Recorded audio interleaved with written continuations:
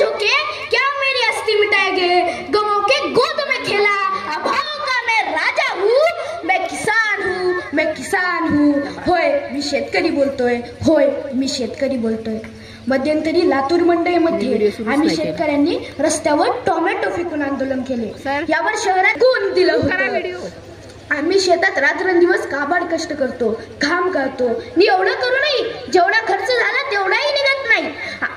ते टोमॅटो उगाच लाल झाले नव्हते तर गेली कित्येक वर्ष आम्ही शेतामध्ये कष्ट करताना आम्ही आमचं रक्त सुद्धा सांडलंय। त्या लाल टोमॅटोमध्ये आमच्या स्वप्नांसोबत आमचं रक्त सुद्धा मिसळलेलं होतं। हे नाही का दिसलं हो तुम्हाला? हेच तर तुम्हाला सांगतोय मी शेतकरी बोलतोय, हेच तर तुम्हाला सांगतोय मी शेतकरी बोलतोय।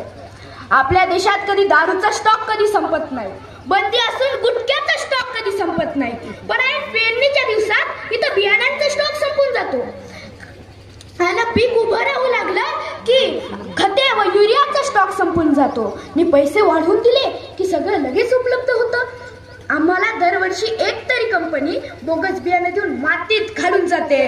पण लक्षात ठेवा, आम्ही जर तुमच्यासारखी लबाडी करायला सुरुवात केली ना आणि अन्नधान्याचा स्टॉक संपवला ना तर आई शपथ सांगतो कुत्र्याच्या मोतीनं मरा।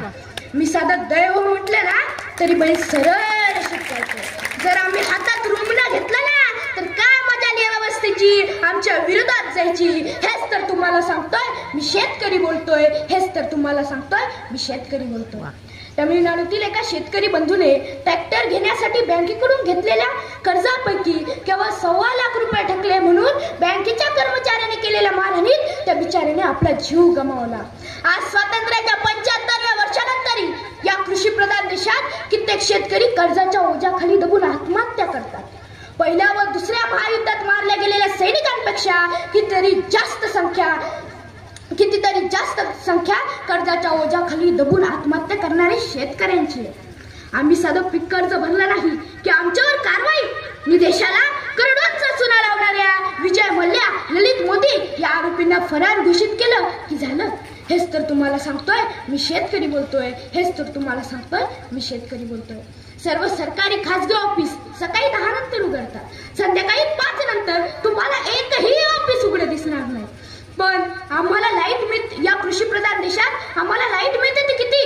रात्री 8 ते 2 किंवा 2 ते 8। का? आम्हाला थंडी नाही वाजत, आम्हाला पाऊस नाही लागत, आम्हाला काटे नाही टोचत, का आम्हाला साप विंचू नाही चावत? आम्हाला पण आराम करावा वाटतो की, आम्हाला पण झोप घ्यावी वाटते की, पण नाही।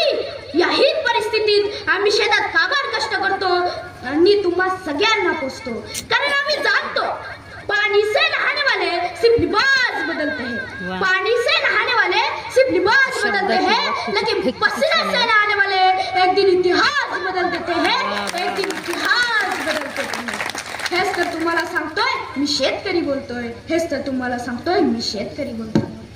सरकारी कर्मचाऱ्याने संप केलेला चालतो, जाती धर्माच्या नावाखाली देश बंद केलेला चालतो, पण आम्ही रस्त्यावर उतरलो तर संभाजीनगर मध्ये डांबर फेकलं जातं, बारामतीमध्ये पाणी फेकलं जातं, कराडमध्ये शाई फेकली जाते। अहो एवढंच काय तर पुण्यातील माव येथे तर गोळीबार केला जातो।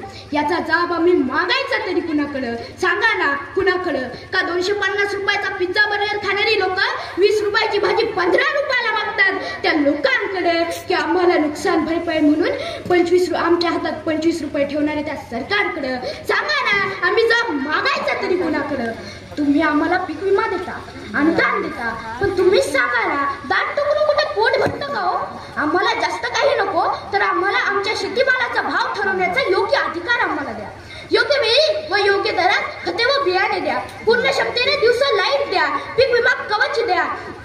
आणि फक्त नद्या जोड प्रकल्प फक्त कागदावर न ठेवता प्रत्यक्षात जमिनीवर आणा। आम्हाला इकॉनॉमिक झोन नको तर ऍग्रिकल्चर झोन द्या, आणि देता आलाच तर थोडासा मान सन्मान द्या, देता आलाच तर थोडासा मान सन्मान द्या। आमच्या व्यथात मांडायला गेलं ना तर 6 मिनिटे काय 7 तास सुद्धा पुरे पडतील, पण वेळेचं भान राखून एवढंच म्हणतो, इडापिडा तळू दे बळीचं राज्य येऊ दे, इडापिडा तळू दे बळीचं राज्य येऊ दे। मला इथे बोलण्याची संधी दिल्याबद्दल सर्व मान्यवरांचे आभार मानतो आणि थांबतो।